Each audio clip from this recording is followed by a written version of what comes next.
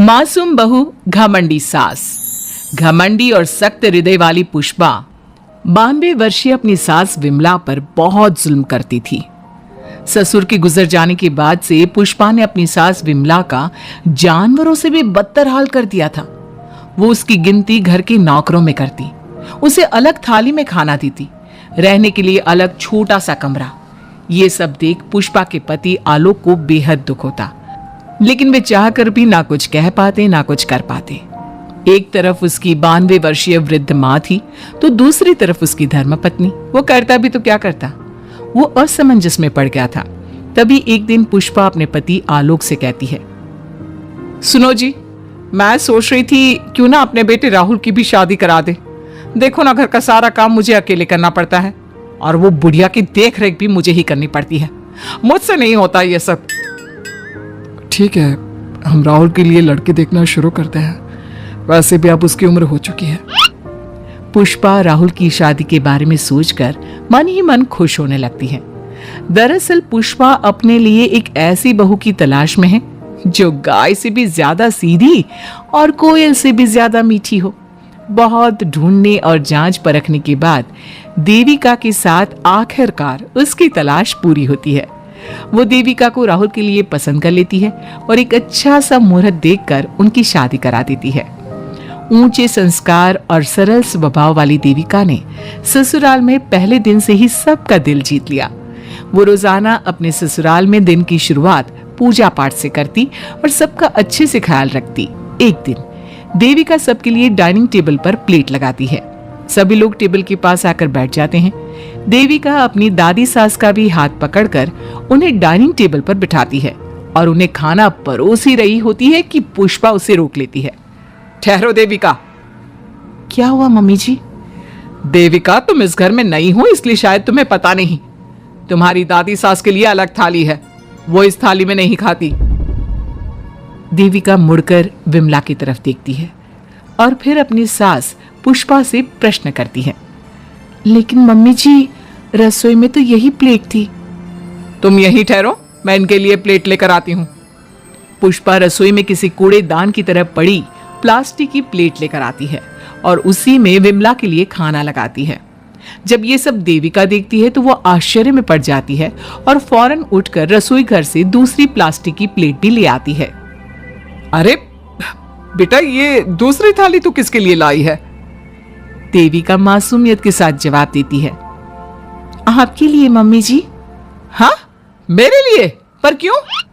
माँ जी, जब आपने अपनी सास यानी मेरी दादी सास को प्लास्टिक की प्लेट में खाना लगाया तो मैं समझ गई कि यह जरूर आपके घर की कोई परंपरा होगी, इसलिए मैं आपके लिए भी ये प्लास्टिक की प्लेट ले आई। अब आप अपनी सास के लिए इस प्लेट में खाना लगा दीजिए और मैं अपनी सास के लिए इसमें खाना लगा देती हूँ। देविका की बातों से पुष्पा हैरान हो जाती है। वो सोच में पड़ जाती है कि वो अपनी बहू देविका की मासूमियत पर खुश हो या फिर उसकी नासमझी पर दुखी। इसी तरह दिन बीतते चले जाते हैं और अब देविका को घर का माहौल और सास का स्वभाव सब समझ में आने लगता है। एक दिन सुबह पुष्पा अपनी सास यानी विमला को उसके कपड़े धोने के लिए कहती है और ये सब दूर से देविका देख लेती है। उसके कुछ ही समय बाद देविका आती है और अपनी सास पुष्पा से कहती है, मम्मी जी, मैंने घर का सारा काम कर लिया है, कपड़े, बर्तन, झाड़ू, पोछा सब लगा लिया है। अब मैं आपके पैर दबा देती हूँ। अरे लेकिन बेटा, तूने कपड़े नहीं धोए? मेरे कपड़े तो अंदर कमरे में ज्यों के त्यों पड़े हैं। मैंने आपके कपड़े नहीं धोए मम्मी जी। आप जब दादी से बोल रही थी ना कि आज उन्हें अपने कपड़े खुद धोने होंगे, तो मैंने सब सुन लिया था। फिर मुझे लगा आज पूर्णिमा भी है, इसलिए शायद ये आपके घर की कोई रस्म होगी, तो मैंने आपके कपड़े भी नहीं धोए मम्मी जी। देविका की बातें सुनकर पुष्पा अपना सर पकड़ लेती है और मन ही मन कहती है, ये तो जरूरत से कुछ ज्यादा ही सीधी है। अब क्या करूं मैं इसका? इस बुढ़िया ने मुझे परेशान करके रख दिया है। एक तरफ वो जरूरत से ज्यादा सीधी मेरी बहू, जो मेरी हर हरकत को इस घर का रिवाज समझ लेती है, और दूसरी तरफ ये बुढ़िया जो रोज अपना बिस्तर गंदा कर देती है। आए बुढ़िया, अब कौन करेगा यह बिस्तर साफ? बाहर से नौकर बुलाने पड़ेंगे क्या? चल जल्दी से अपना बिस्तर साफ कर, गंद मचा कर रखा है। बहू, तू ऐसा क्यों कहती है? मैंने तेरा क्या बिगाड़ा है? मैंने तो कभी तुझसे ऊंची आवाज में बात तक नहीं की, पर तू मुझसे इतनी नफरत क्यों करती है? तभी वहां आलोक, देविका और उसका पति आ जाता है। क्या हुआ पुष्पा, तुम माँ पर ऐसे क्यों चिल्ला रही हो?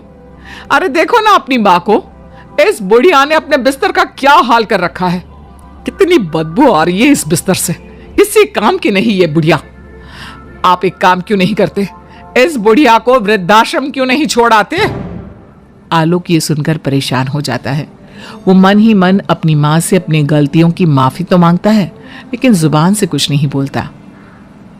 बहू, ऐसा मत कर बेटा, तू जैसा बोलेगी मैं ठीक वैसा ही करूंगी।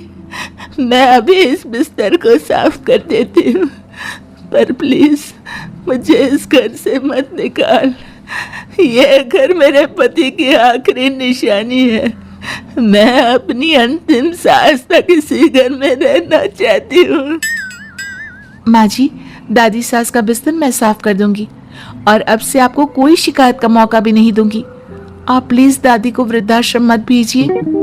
हाँ माँ, दादी को रहने दीजिए ना यहीं पर, उनके बिना ये घर बिल्कुल अच्छा नहीं लगेगा। देखो बेटा, इनका जाना जरूरी है, अब इनकी उम्र हो चुकी है, इसलिए अब इन्हें अपनी बाकी की जिंदगी वहीं बितानी पड़ेगी। इतने में देविका वहां से चली जाती है और कुछ ही मिनट बाद एक बड़ा सा बैग लेकर वहां पहुंच जाती है। देविका के हाथ में बैग देखकर सब अचंभे में पड़ जाते हैं। अरे देविका, तुम ये बैग कहां से लाई? तुम कहीं जा रही हो क्या?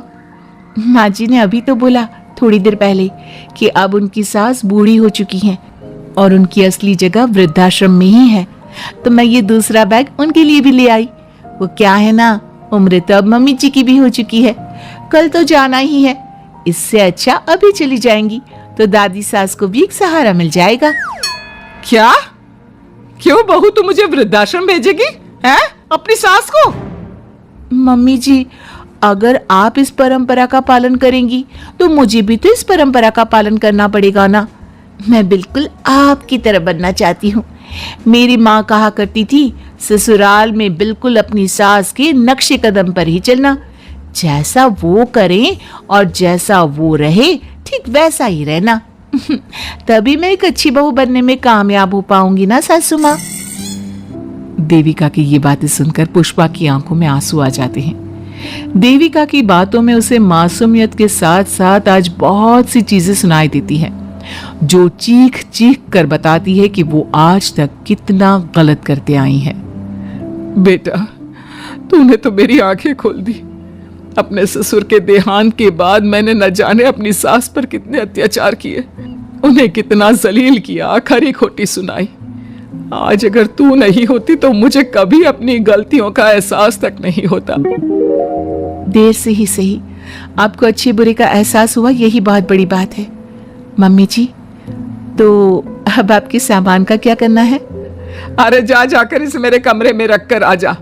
अब कोई कहीं नहीं जाएगा, सब यहीं साथ में रहेंगे। बहू, मुझे समझ में नहीं आ रहा मैं तेरा किन शब्दों में धन्यवाद कहूं। जो चीज तूने 2 दिन में पुष्पा को समझा दी, वो मैं बरसों से कहने की हिम्मत तक ना कर सका। पापा जी, जरूरी नहीं कि हर बात कहकर भी बताई जाए, कभी कभी अपनी गलतियों का एहसास कराना भी जरूरी होता है। और मैंने भी मम्मी जी के साथ ठीक वैसा ही किया, उन्हें उनकी गलतियों का एहसास कराया और देखिए आज सब ठीक हो गया। सच में देविका, तुमने आज हम सबको बहुत बड़ी सीख दी है। अब पुष्पा सुधर जाती है और घर की पूरी जिम्मेदारी देविका को सौंप देती है और अब उनका परिवार एक सुखी और समृद्ध परिवार की तरह रहने लगता है।